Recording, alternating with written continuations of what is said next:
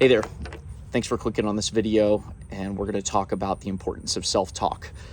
I'm Dana, that is my buddy Spruce, and this pile behind me is the remnants of the pruning that I did in the past week that I'm going to set on fire later, and we'll talk about that in a little bit as part of the discussion. But first, let's just jump right into it and talk about self-talk spirals. But quickly, if this is your first time meeting me, welcome. I'm Dana. I am a self-leadership coach. I help people gain clarity, build confidence, and create momentum so that they can own their ascent. So let's get into it now.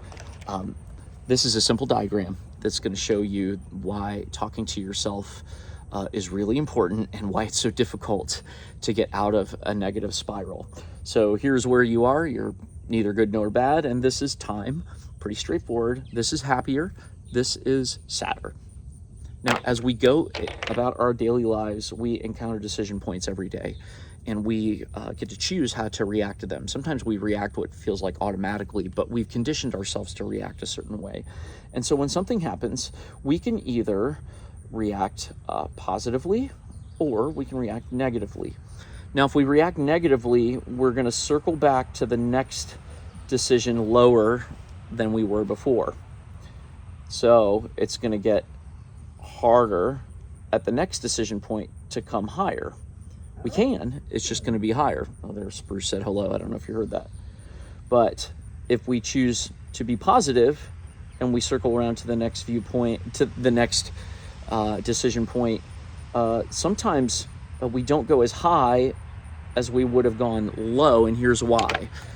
The arc of culture bends in the direction of negativity. Our culture is obsessed with the negative, with drama, with what ifs, with the other shoe about to drop, with all the contingency planning in the world, and especially if you are somebody who worked in an organization like the Army, like I did, where it was always primary plan, backup plan, contingency plan to that, and all these algorithmic things. Okay, if this happens, then we will do this. So Spruce agrees with me. So let's say that you encounter your first decision and you go negative with it. Now it's going to get even easier to go down this way and even harder to come up. And now it's going to get even easier to go this way and harder to come up and even easier. You get the idea? But if I go this way, if I choose positive, it's going to get, I'll make some progress. I can make progress, but I'm going to have to do it more often because, again, culture's pulling me down the whole time. Culture's saying, but. And so it's very simple to regress and go here. And then you've got to kind of like fight your way back. You can do it a little easier because you've got some reps here, but you got to do it a lot.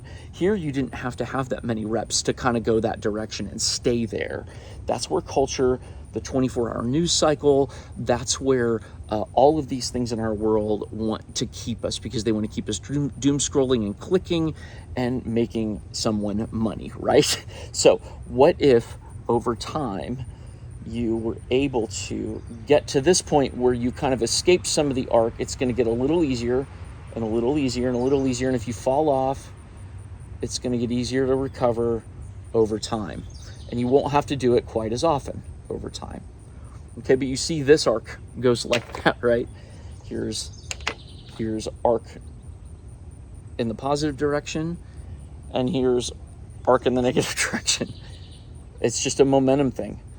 And so when we encounter decisions in our lives, we have to be super, super intentional about doing the positive thing, saying the positive thing a lot, because your brain has been literally wired for this, and your brain's pathways automatically fire in that direction.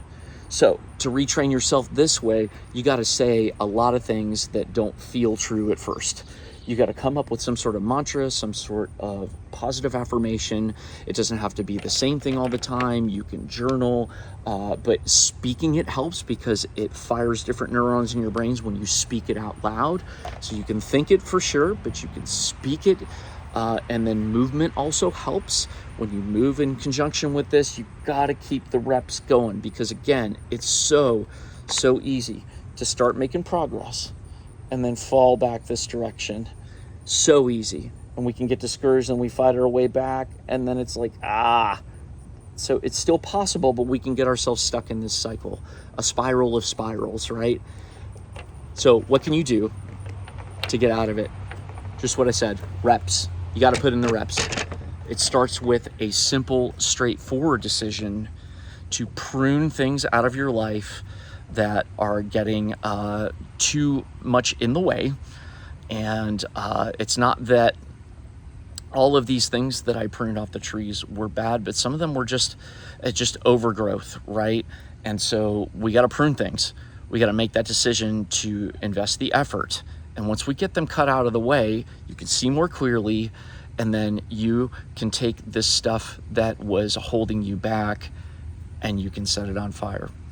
So I encourage you, wherever you're at today, to come up with that positive thing to say, a group of positive things to say, start your day with it. Most of all, gratitude. If you don't know what to say, just say, I'm grateful, even if you don't mean it. That will be the first step to exiting the self-talk spiral. Thank you so much for joining Spruce and me for this talk. Yeah, there. And again, I would love to continue to partner with you in whatever way I can to encourage you on your journey as you own your ascent. If you would like to gain some clarity on where you are and where you want to go, you can download my free course. Check out the link in my description, bio, Linktree, whatever. And whatever you got going on, know that you've got this and I've got your back. Peace.